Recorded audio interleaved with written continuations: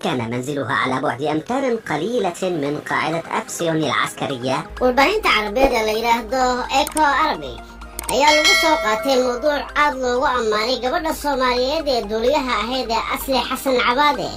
barnaamijka ayaa lagu sheegay in Asli Cabaade ay tahay gabadhii ugu horeysay ee Carabeed ee dayuurad ciidan duulisa.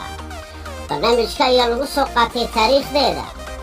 Asli Xasan Cabaade waxa ay ku dhalatay degmada Buulaberde ee gobolka Hiiraan ee dalka Soomaaliya sanadku markuu ahaa 1958 iyadoo isla degmada ku qaadatay waxbarashada hoose dhexe.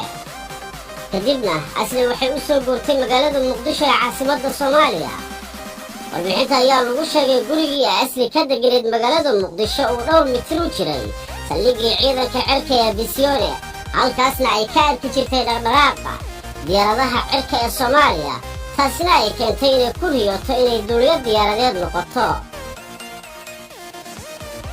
kadib waxa ay la kulantay caqabado badan inay ka dhamayso riyadeedii, waxaana ka mid ahaa waalidkeed oo aan la dhicin aragtideeda inay duuliyo noqoto. waxay samaysay Asli dhabar adayg inay ka dhamayso wixii ay ku taamaysay. ugu dambayna waxay gashay kulliyadii ciidamada cirka ee Soomaaliya, wuxuuna warkeedii gaaray madaxweynihii Soomaaliya ee xilliga Allah u naxariistay Maxamed Siyaad Barre. madaxweyne Siyaad ayaa u yeeray Asli si uu ugala munaaqashoodo doonisteedii ahayd inay duuliyo qaran noqoto, wuxuuna u sheegay duuliyanimadu inay tahay hawl adag khatarteedana leh. Asli way u bareertay hawshaas adag dadaal dheer, kadibna waxa ay dhammaysatay tababarkii ciidamada cirka Soomaaliya. kadibna waxay aaday dalka Maraykanka, halkaasoo ay tababar ku soo qaadatay diyaaradaha ciidamada cirka ee Maraykanka. kadibna waxay gashay macadka American Airlines Flight Academy. intaas kadib waxay si rasmi ah uga mid noqotay duuliyaashii ciidamada cirka dalka Soomaaliya sanadihii 70-meeyadii.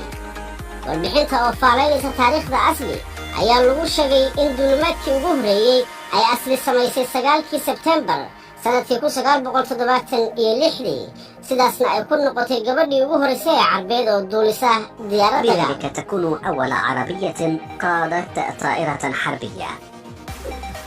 muddo dheer oo ay dalkeeda ugu soo shaqaysay aqoonteeda waxay u soo hoysay guulo badan. kadib Soomaaliya waxaa burburay dowladdii, waxaana ka bilowday dagaalla sokeeye. waxay ka qayb qaadatay nabadayntii Soomaaliya iyo dib u heshiisiintii dadka Soomaaliyeed. waxay ka qayb gashay shirkii ugu horreeyey ee lagu dhisay dowlad federaal ah. sidoo kale waxay qayb lixaadna ka qaadatay dhaqdhaqaaqyadii Soomaaliyeed ee Itoobiya looga xoreynayay gobolka Soomaali galbeed. arrimahaas oo idil waxay ka dhigeen Asli Xasan Cabaade halyeeyad caan ka ah siyaasadda caalamka iyo tan gobolka.